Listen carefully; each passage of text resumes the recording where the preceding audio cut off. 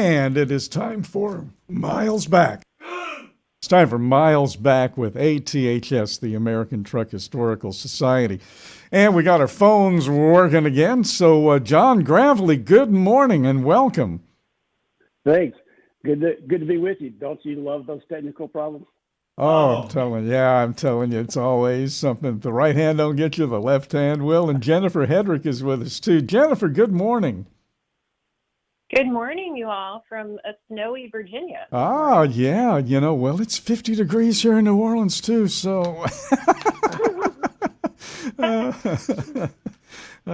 Yeah, and Jimmy Mack is on a plane as we speak, and he's on his way up to Columbia Falls, Maine, to kick things off with the folks at Wreaths Across America to head on down to Arlington. So a lot going on. This is a remarkable, and I'm going to use the term marriage here. I know that maybe not be the best way to go here, but it is, because it's about time that we recognized the majority of our population are female. So let's go right there, right? It's not half and half, really. And women have been part and parcel of trucking ever since the first wheel, rolled out of the first garage. But we never really knew much about that, did we, Jennifer? Not for a long time. Not for a long time. And one of the reasons that Women in Trucking was founded back in 2007 by Ellen Boya was because she saw that there were a number of opportunities for women that in trucking that weren't being filled, and women in many cases weren't being considered for a variety of different roles. And so we've seen our membership and community grow extensively since that time. But it's really terrific to see that expansion, and of course, John, and the work John and ATHS are doing are helping that too. So really thrilled to talk about this today. Mm-hmm. Yeah. John, I was telling our listeners that you and I met for the first time last year up in York, Pennsylvania, when we had the show. You come from pretty much the same kind of background that Jennifer comes from. Jennifer is accredited by the American Society of Association Executives. She led the National Industrial Transportation League, and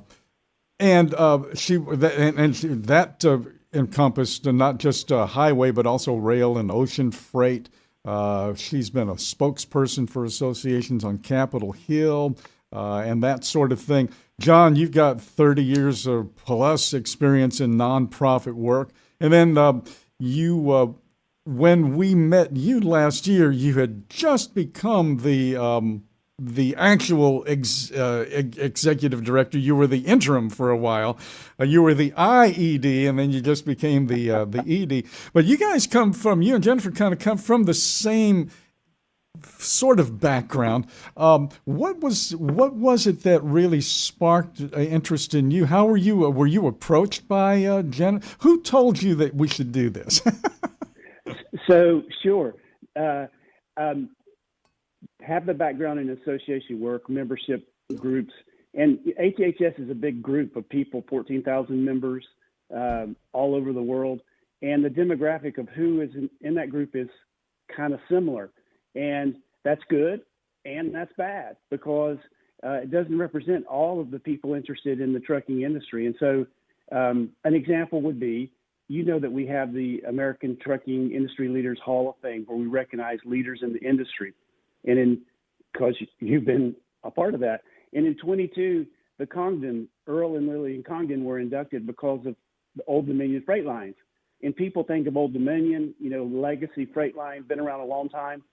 But, that story is Lillian Congdon's $1,700 savings started that freight lines. Uh-huh. So she was the force that started it. But most people wouldn't know the story that way just because of what people tend to think about trucking. So part of, my interest and part of why I'm really happy that Jennifer is embracing our relationship is the fact that we need to represent the fuller picture of trucking and all the people that have been involved. And Women in Trucking, is doing a great job of lifting up those stories that just haven't been told as much. And we want to just help amplify that. In fact, I mentioned that I mentioned earlier this morning that Stormy Mangiello is going to be joining us in about an hour or so on the program. And she is a chef. Her husband is Marty Mangiello, presidential White House chef, and their daughter Barry.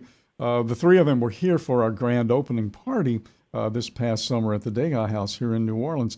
But Stormy is part of her story. In other words, we have history, but the people, the Women's Veterans Military Memorial, those folks, they wanted to put a project together called Her Story instead of history, her story. And I'm sure you two are both familiar with that. But what I'm getting at is that they asked women to come in to write their stories, to explain who they were. Stormy's going to talk to us about that. She's done that.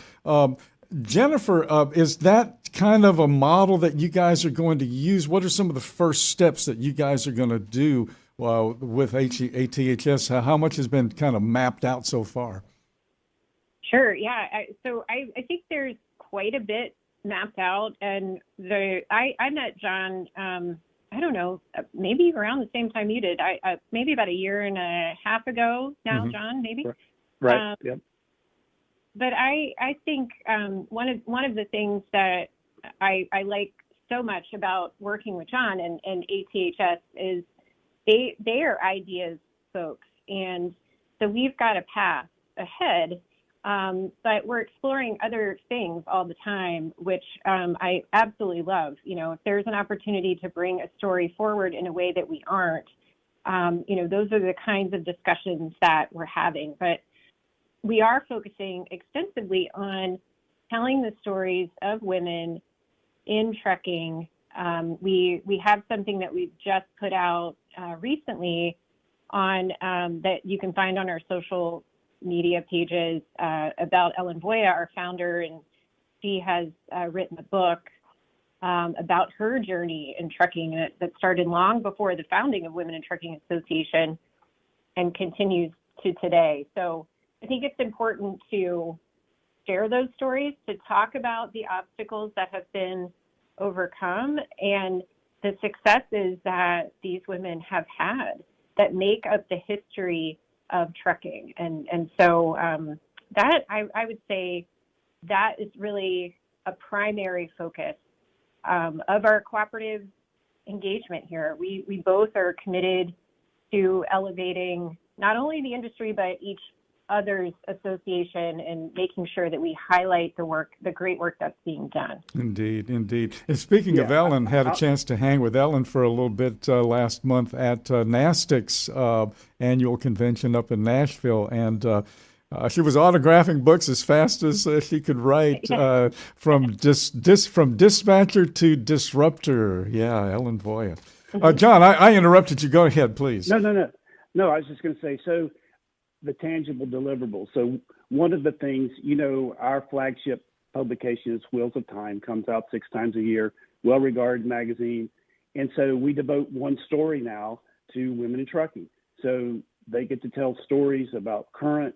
We push them a little bit to dig deeper into the history because it's there. And we want to help tell those history stories because, we're about the history. But so we share the magazine. And part of the relationship is that all the members of Women in Trucking get the digital version of Wheels of Time.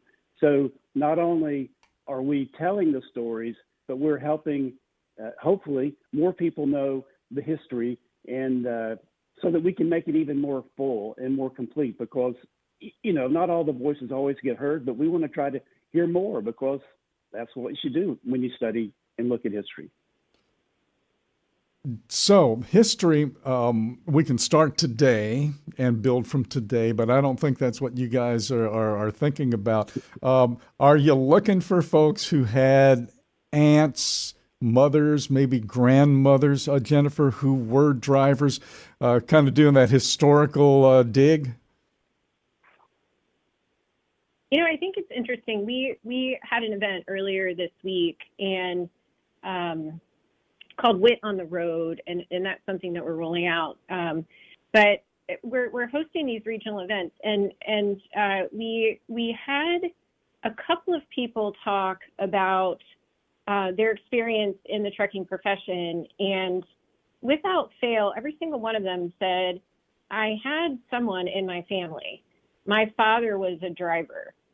There was one woman there whose father was a professor working on infrastructure and transportation issues. And that encouraged her to get into research and become a researcher at a university. And so it's fun to hear these stories. And for many people, they exist. We aren't necessarily looking for that, but it's so fascinating to me that people who are already in this industry have some kind of story to tell about how trucking has shaped their lives in some profound way.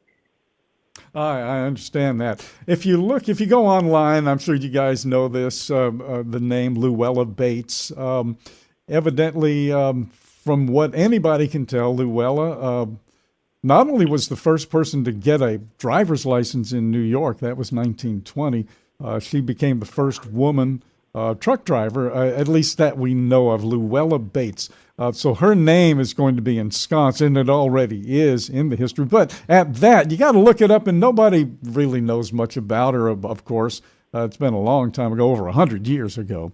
But those, I guess, Jennifer and John, jump in on this too. I guess once you open this door, you're going to find people that you never knew exactly. I'll bet you're going to find some fascinating stories, some fascinating people that would have been just lost to history altogether. There are people in history out there that are begging to be recognized, I think. I agree, and I think that's what we want. And again, the more of the stories that we can collect and keep, that's our mission. And finding advocates like Jennifer, focused on women and their stories, gives us another way to reach back into that stories and capture those. So, I mean, that's what's really exciting to me about the relationship and the partnership that we are working on. So part of the next step, Jennifer, is the inclusion in the Wheels of Time publications, throughout the year. Are there some? Is there? Okay, there's this. How many? Where are you now? You're past step 1. You're probably past step 2 and 3. How far along are we, Jennifer, in terms of getting to where you need to be to say this is working? Well, it's already working. Good. So Okay. Super excited about that. Yeah, and I think we're. I think the more this builds and the more stories we share, it'll continue to create additional interest. And as John said, that Wheels of Time is being shared with our members, which I absolutely love, and a key part of our engagement with between these two organizations.